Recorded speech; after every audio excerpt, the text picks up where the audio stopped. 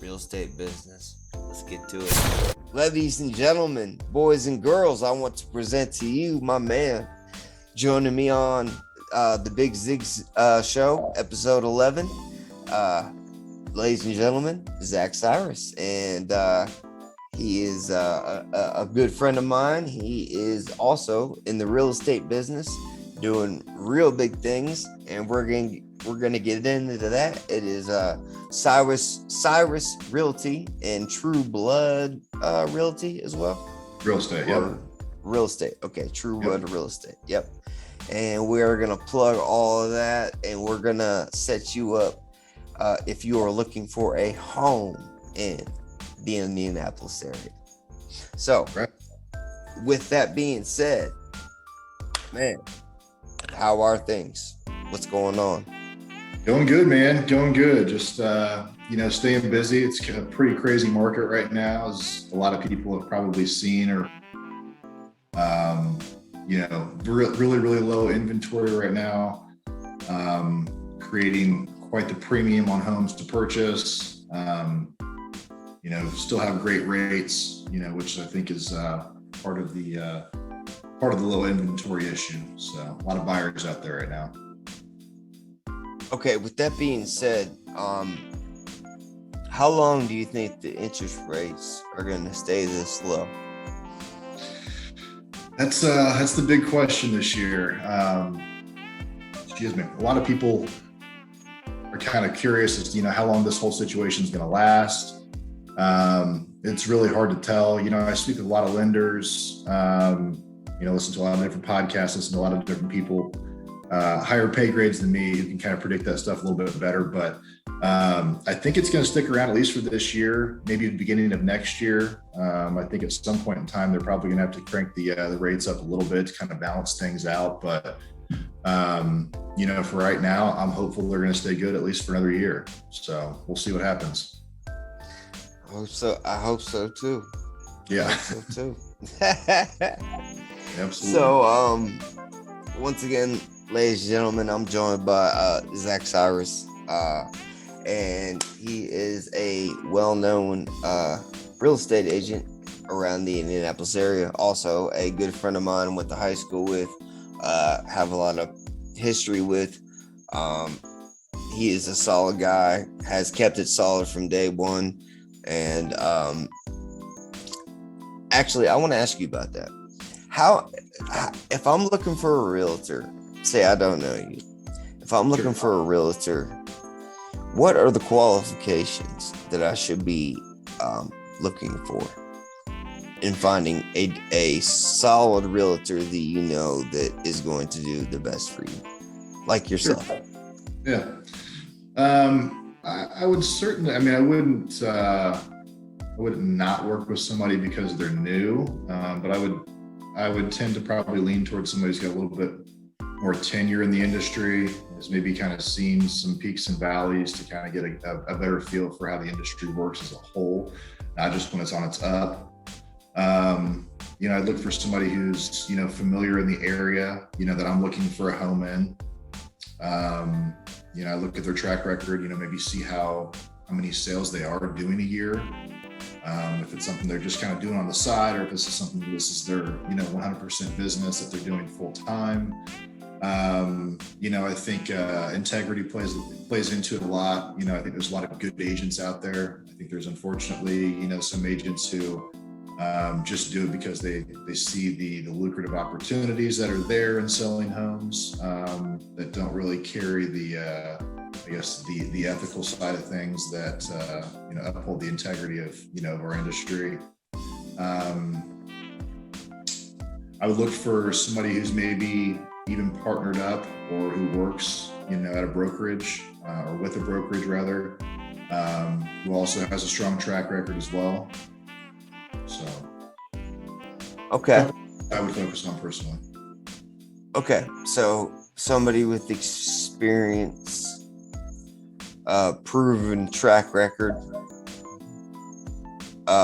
lots of reviews and testimonies, right? Sure, absolutely. Experience that you're looking for, experience in that price point that you're looking for. And I think it's a referral based business, so if you can ask some friends, family, acquaintances, kind of get some ideas, sit down with a couple different agents. And I think you kind of have to vibe together too. I mean, because if you're going to be spending time together looking for homes, or, going through a big transaction like purchasing a home, big move, obviously an expensive purchase as well. You certainly want to have a good connection with that person too. Absolutely. And, that's a big thing. A lot of money. This is a life decision. You're signing a 30-year contract, 15-year contract. 15, 30, yeah. That's a big deal. That it's not like selling a car. It's it's pretty substantial for sure. And speaking of that, how do you choose your inspector and then your appraiser as well? Okay, so the inspection piece, I actually have a family friend. Let me back up. When I started in the industry, I started on a team with FC Tucker, with a guy named Gene Tamburello. Great guy, very, very well known in the industry, been in the business for a long time. Ironically, the person that he had introduced me to as far as an inspector was kind of a boat friend / family friend. So it was just kind of an easy segue for me to utilizing him. Since then, I've picked up a couple of other inspectors as well. I always like to give my clients, a couple different people to choose from. I don't like to pigeonhole them into just one person. So I give them a couple of different options from some quality people who I've worked with in the past. And unfortunately, I think a lot of times you find those good contractors, you find those good vendors just by utilizing them and having your own experience with them. So it's kind of a trial and error type thing. As far as the appraiser is concerned, the appraiser is actually selected, or not actually selected, is going to be utilized through your lender. Your lender will most likely contact the appraisal company, usually a third-party company, and then they'll schedule the appraisal with whoever they find. So that part's really kind of out of your hands, but the inspection absolutely is in your control. So basically, the bank controls the appraisal. They order the appraisal, but they really try to make it as unbiased as possible, if you will. So there's an appraisal company essentially that they'll call, and the appraisal company finds the appraiser. It's usually just kind of like a round robin type thing. They've got 5 on a list, and when they get a phone call, first one comes, second phone call, second person comes, and just kind of cycles through. So Yep. The older we get, the more stuff we figure out. Right. It's exactly. Unbelievable. Absolutely. And I look at it as we're just getting started. Sure. To be honest with you. Absolutely. Still young. So what is your, is it ZachCyrusRealty.com, or is it, what's your website? It's just CyrusRealty.com. CyrusRealty.com. Okay. Yep. Now, if you go to this man's website, you will see probably one of the most professional websites with tons of reviews that you just can't make them up. You can tell this man works hard. He's legit. And I know this man personally. I know he's a grinder, and I know he wants to do the best for people. So, Syrus Realty, I know, I'm proud of you. I'm so proud of you, dude. And I know your journey has been long. We all have stories to tell. So how did you get into real estate? Because I know a lot of people that graduated college, and then went to real estate school, tried it out, and then just said it's not for me. Yeah. What made you say it? Yeah, it's certainly not for the faint of heart. I mean, in the beginning, it's pretty rare if you come out of the gates just killing it. I'll be honest with you. I had a little bit of a slow start, slower than what I would have anticipated or what I would have wanted for myself, but kind of plan accordingly. Long story short, I've always kind of been in sales.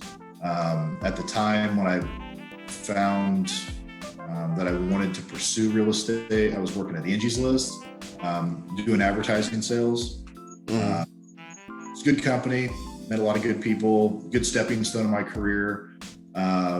Learned some good sales tools there, but ultimately wasn't what I wanted to do for the rest of my life.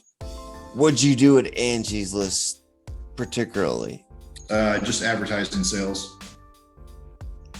So were you calling a number of companies? Yeah. So phone sales basically. Okay. Yep. So, just dialing all day long and talking to people all over the country and trying to sell advertising.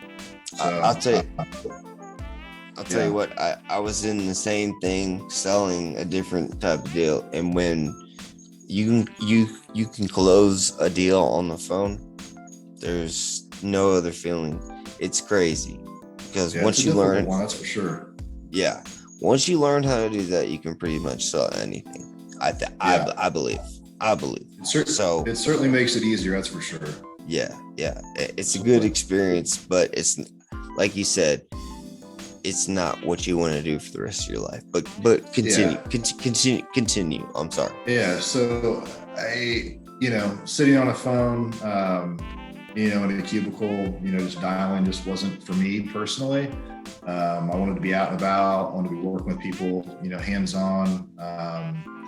And somebody had mentioned, hey, I think you might be good in real estate, or you should give that a shot. And so I, did a little bit of research and actually met with Gene Tamburello and his son Patrick, who've become good friends of mine in the industry. I still talk to those guys today.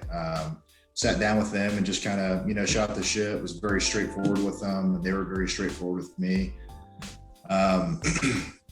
And realized that I think it would have been a good thing for me to pursue. So at that point, I, put, 6 months worth of bills aside and just dove straight into real estate. Started class in January, or somewhere in January. Or somewhere around there. And this is FC Tucker, FC Tucker that you started with Correct, Gene? Yeah. Okay. Yep. Okay. And then you went to school. Right. Okay. Well, I went to real estate school, did my pre-licensing course prior to starting with FC Tucker, but it was essentially Gene and Patrick who had kind of led me in the direction of, that I right. would go to school and then come to Okay. Correct. Yeah. Okay. Yep. Cool. So, awesome. Started back in 2016 and just really fell in love with it. I mean, it's the same thing, but it's a different thing every day. The industry is constantly evolving. There's always a different variable that kind of shakes things up a little bit, kind of keeps you on your toes. Certainly a challenge, especially in this market right now where everything is a multiple offer scenario.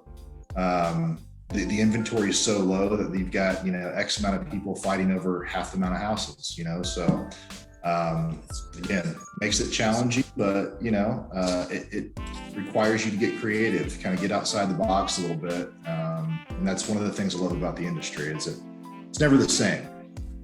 Zach, you say low inventory, you mean the amount of houses you list? The amount of houses that are actually on the market. So right now we're down about, last month, we were down 32% in inventory from where we were last year. And last year, I guess you could kind of consider it a little bit of a low inventory year as well. Yeah. Okay.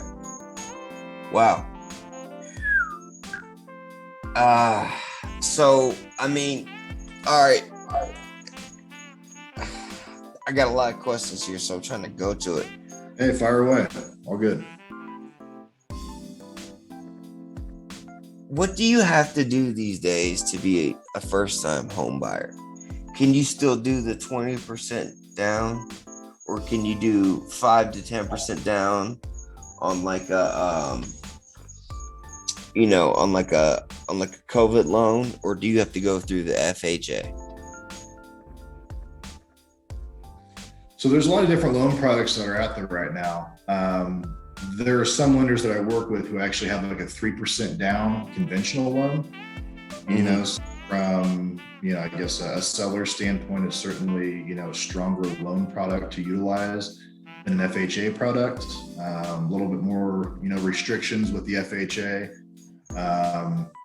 Your interest rates are going to vary a little bit, but at the end of the day, when you're placing an offer, as a buyer with a conventional loan versus an FHA loan, it certainly has more strength to it.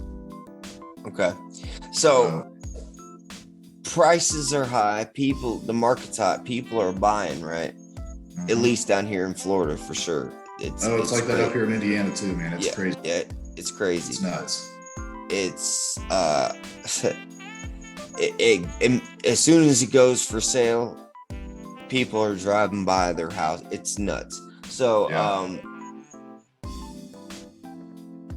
when you sell your house at that high rate, what do you do? Do you go rent? Because renting's high right now too. Do you go rent for a little bit until the market lowers to buy that house that you want, or do you buy that house at that price, or not? I mean, at a lower price, obviously, than what you made off of when you sold your house. But what advice would you give? I mean, rent. It just all kind of depends. It's kind of a case by case scenario. I'd say there are very few people who are selling their home that they own and going to rent. Some people are doing it though, so it's not to say that it doesn't happen. I'd say most people are, kind of enjoying the fact that they're going to be, obtaining a premium on the house that they're selling, and they're going to take that and go purchase, their next house, which they're likely to put a premium on as well. So that's one of the big hurdles that we're in right now, is that obviously it's easy to sell houses because there's so few on the market, but when it comes time to buy, you're on the other end of the table. You're having to compete with tons of other people for, the desirable property that everybody's looking for. So, right. But it's out there, kind of a catch-22. Right. Because what would be the point of spending the money of renting when you could just, you made the money you got off the house that you sold, go buy the house that you wanted at a lower price, find your desirable home at the price you want. Absolutely. And then also you lock yourself into a lower interest rate too, versus waiting a year from now. And, rates right now are somewhere between, 3 and 3.25, which is great. Boom, boom, boom. That's perfect. But you wait another year, they could be, who knows where they're going to be at? They could right. be, 4s, 5s, which I would still think 4s, in my opinion, that's still a good rate. I think a lot of people have grown accustomed to, these 2.5, 2.75 rates that we had earlier on this year, late last year. And they think those are what rates are supposed to look like, when in reality, those are actually historically low rates. So it'll be interesting to see when rates kick up a little bit. I think it's going to kind of even things out a little bit. Might scare a couple of buyers away, a handful of buyers away rather. Because they're thinking that rates are high and they're going to wait for them to come down. But I think that will kind of help us out in the inventory prices that we're currently in. Awesome. That's it's interesting. That just put everything into perspective. It really did. And great job explaining it. That's why I wanted you on this show, baby. My man. Speaking of which, so building a new home, whole different deal. The lumber rates are going up. The labor part is crazy, right? To build a new home is kind of like, no. So with that being said, you want a brand new home. Do you buy one from a builder that's already built because it's already been built and it's for sale? Or it's entirely up to you. So that's another really interesting piece right now, is that generally there is no wait. There is no hurdle that you have to jump through in order to get in contract for building a new home. First time since I've been in the industry that you're actually being placed on a waiting list in order to even purchase, even to get into contract on a home. So I've got a handful of builders that I have good relationships with, and with the low inventory, sometimes that kind of forces some people into the building direction. They can't find what they want, or things are too expensive, or they're looking for a different area and it's just not available. They think, okay, I'll just go ahead and buy. I'll just go ahead and build.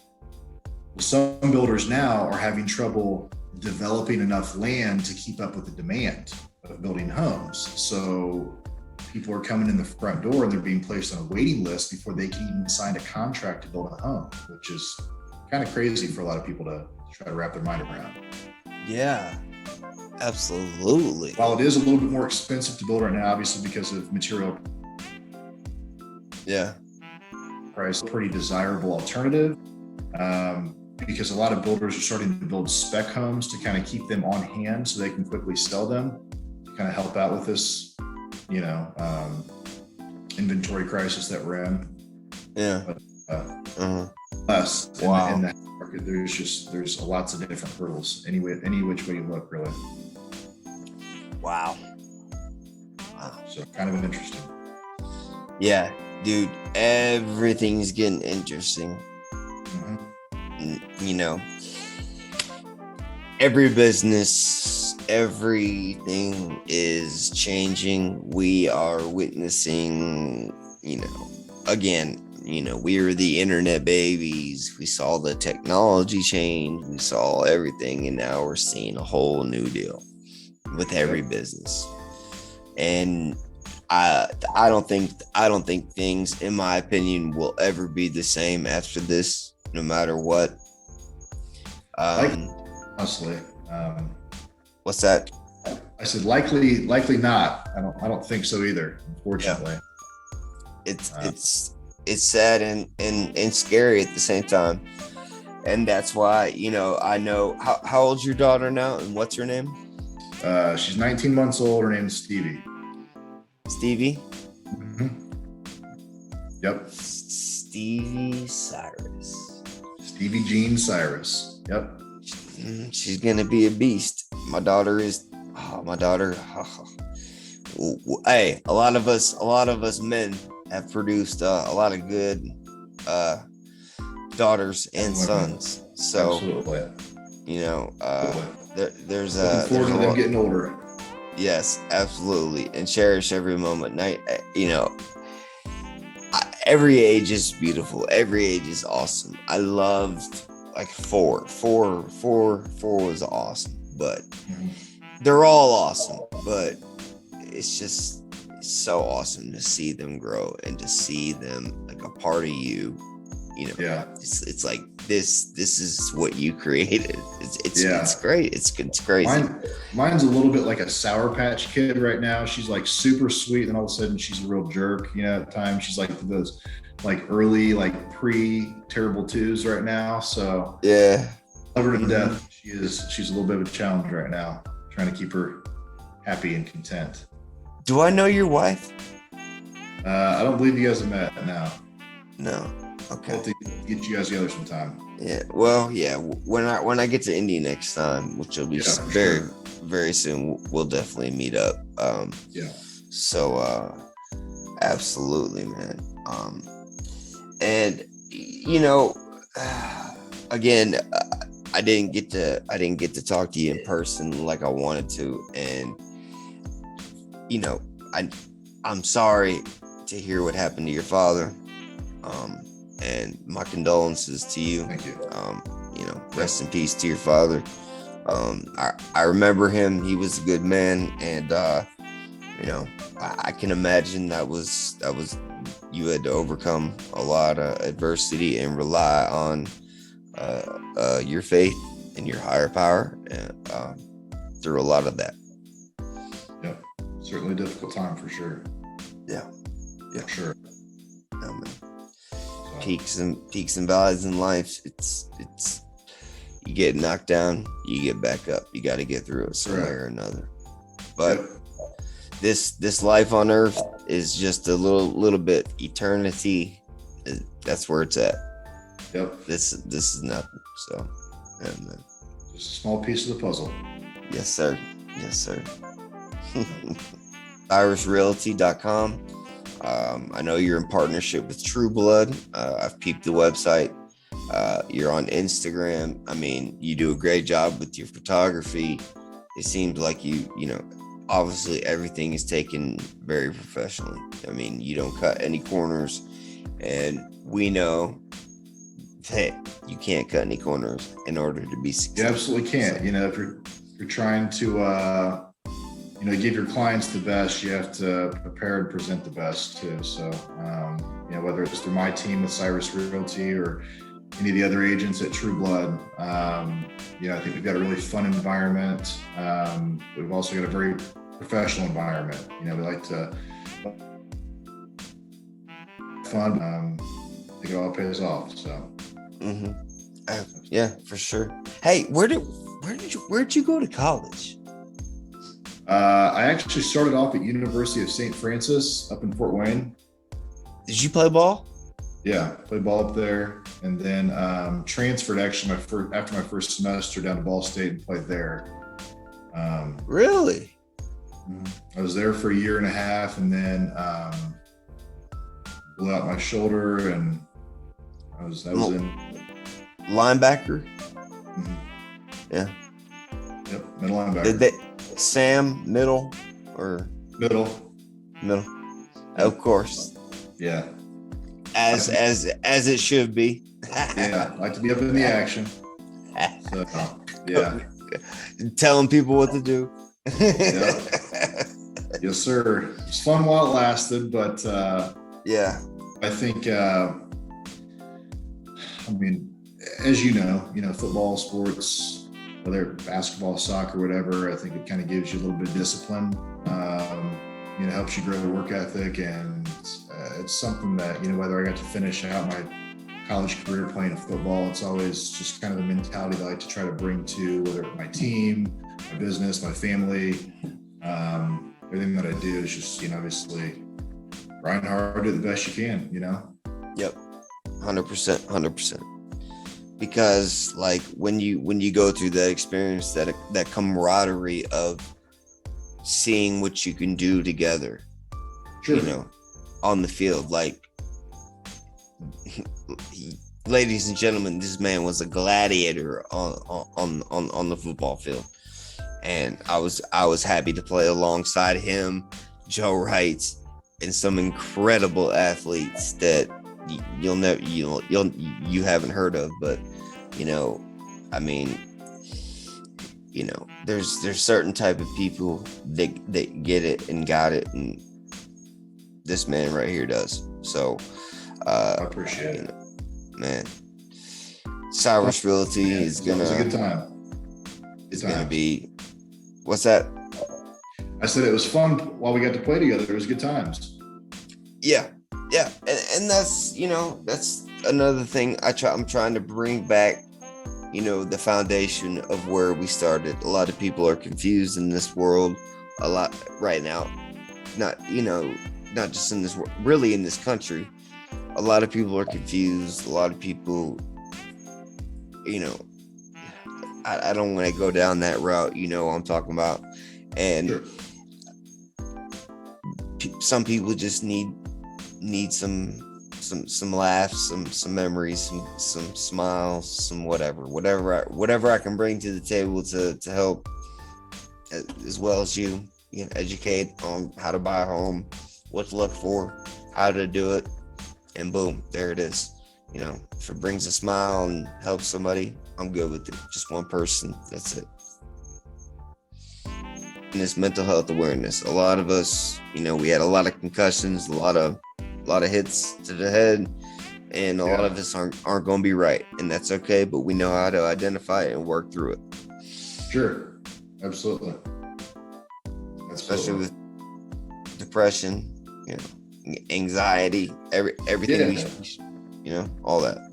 I think it hits everybody, that type of stuff hits people differently. For some people it's more obvious than others. Some people struggle with it, behind closed doors, but I think we all probably have our peaks and valleys, within ourselves, to a degree. I think it's not something that you can be embarrassed of, and if it's something that you need to talk about, and find somebody to talk about it with. Right. It's all right to not be all right, as they say. And sometimes it's just talking to people to kind of get that stuff out and about and get it off your chest that can make you kind of help you cope with it better. So we all got things we're battling, and you should never feel like you have to battle them alone. Never. No, and we're always gonna have things. And so, like I said, if no one told you they love you today, Big Zig loves you. Real shit. Yep. So, you can holler at me. If you're going through something, I'd be willing to talk to you. Anything. That's what I'm trying to do here, and nobody should suffer alone, like you said, and it's okay to be not okay, straight up. And Zach, dude, you couldn't have said it better. Thank you for taking the time for doing this. Yeah, I appreciate you having me, man. It's been a good time. Yeah, dude.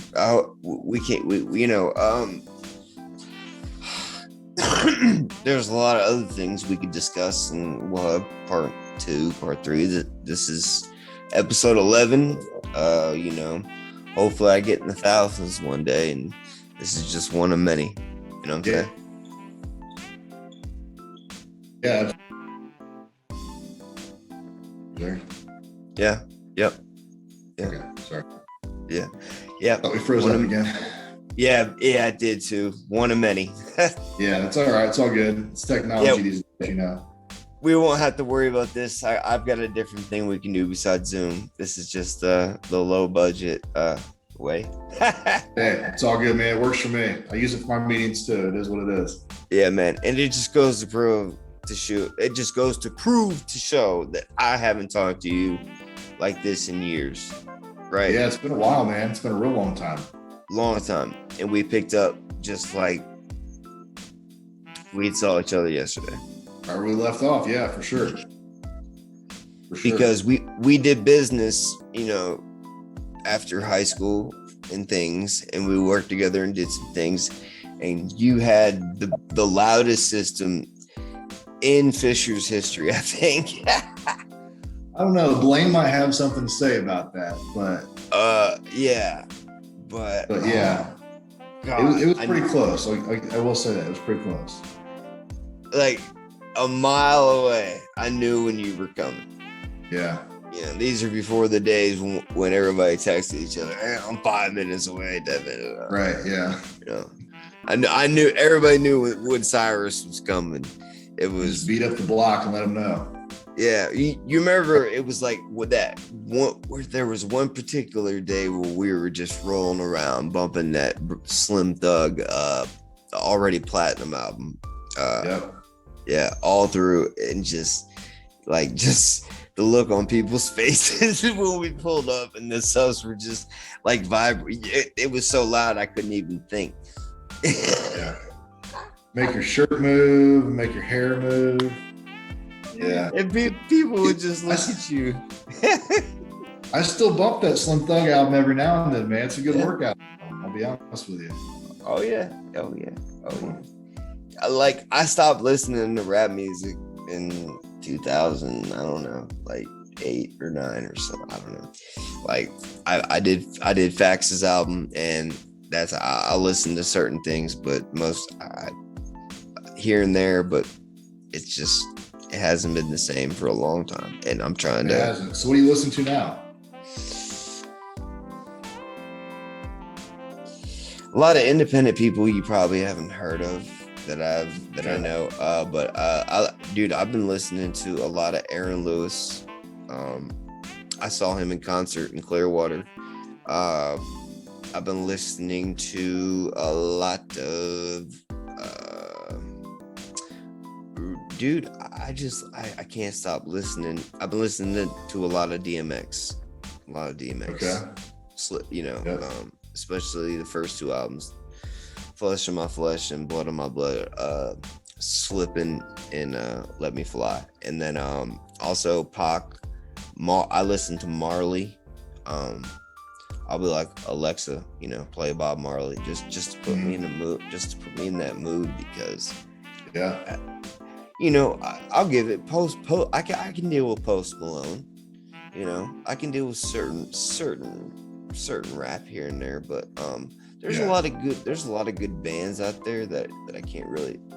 I still listen to like Chevelle and like a lot of those old people we listen to, like old rock and like breaking. Yeah. Like I listen to a lot of everything. I really do. I do. Yeah, Kid Rock, Eminem's last album, the latest one, was really, really good. Which was surprising. Yeah. Mm-hmm. What are you listening to?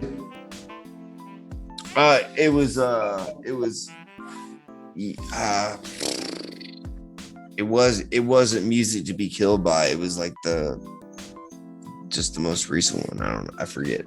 I don't know. I think I was talking about. But I listened to UGK, Scarface, all the original. Same old shit. Yeah. What about you? Kind of the same, man. I mean, I still listen to some new rap, some new hip hop. It just. What's that? Like, give me an artist that you listen to off the top of your head that's new. Benny the Butcher. Okay, yeah, I know. Yeah, he's good. He's good. Boy.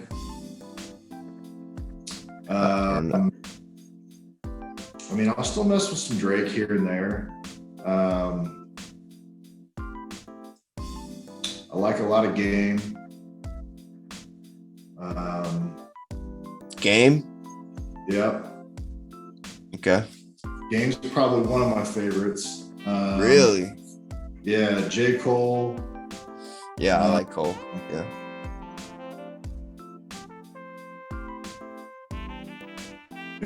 Sean, like Post. A little bit of everything. I mean, and then I'm kind of on the Bob Marley vibe too, though. I mean, if I need something to just kind of chill out to, I need a beat, but something I can, work to, or just kind of vibe to, but just something kind of low key, Mm-hmm. Yeah. Marley's never a bad go-to. I do like country, which I never thought you'd hear me say. Yeah. Here and there. I don't know. I'm not really too picky. I mean, I don't really get into classical music or anything like that. But I mean, I'm pretty good with any genre, really. Yeah, it's when we had to make mixes and burn CDs and carry around caseload booklets. I still have some booklets of CDs. Yeah, I do too. It's not the same. Big old 200 disc CD cases or whatever. Yeah. It is. But and the younger generation. What's that? I said, and now you got everything right here. Yes. Seconds. You remember like when like we had landline internet and we had to download. Mm-hmm. It took like an hour for one song.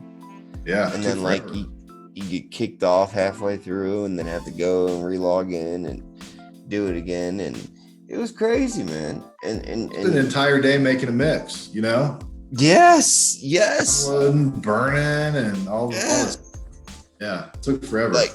Because we would be at school and everybody would have their lists of like songs and stuff. We'd be like, oh, I need that song. This, we'd be trading songs, and then we'd go download them and make mixes, and it was just and then like riding around and doing what we did and having fun and raising cane around Fishers, and hey, we had fun, man. We did what high schoolers do. That's what made us who we were. That's what made us who we were. Real sure, man. It's awesome. Looking back at it, probably a lot more innocent than what our parents thought it was in comparison to some of the stuff that's going on now. Oh, dude. Maybe not, I don't know. I don't know what this is. Like, I don't know what they're trying. It's like evil, like I don't want my daughter watching that. You know what I'm saying? Sorry, you kind of glitched for a second. What'd you say? I'm saying I don't want my daughter watching like Cardi B and all, and like these clout chasing money, shaking your booty. I don't want my daughter thinking like that. That's the cancel culture is real, man. I mean, between that and when Dr. Seuss and Aunt Jemima got ousted and we made the song of the year or whatever it was, I think we're both probably on the same page. And that hit the song of the year, was it the Grammys or something like that? But yet we're canceling syrup bottles. I don't know. But here we are. Yep. Thank God I have lived in Florida, dude, because I could not imagine what you guys have gone through. And thank God Fishers is starting to open up and deregulate and everything. But like people in New York and everywhere that have still been locked down through this whole time, it baffles. It's just unbelievable. The borders open, but the states are closed.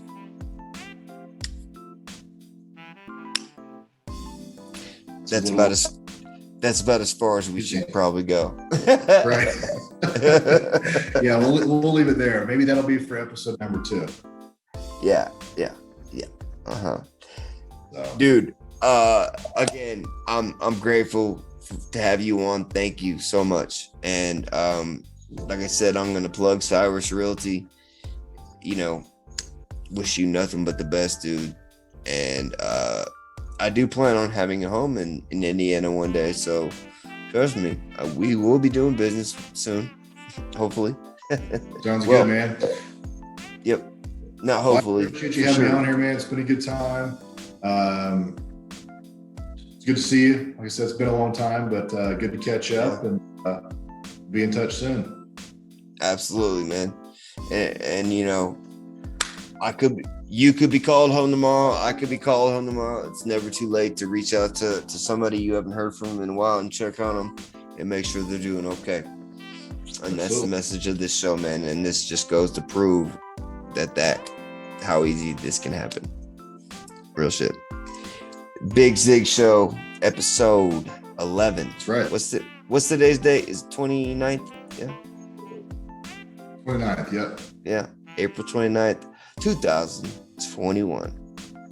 Ladies and gentlemen, Zach Syrus is Zach Syrus Realty and SyrusRealty.com. Once again, thank you for coming on, my man. I appreciate you. Much appreciated. Thank you. Yeah, we'll talk soon. All right, brother. All right. Good seeing you.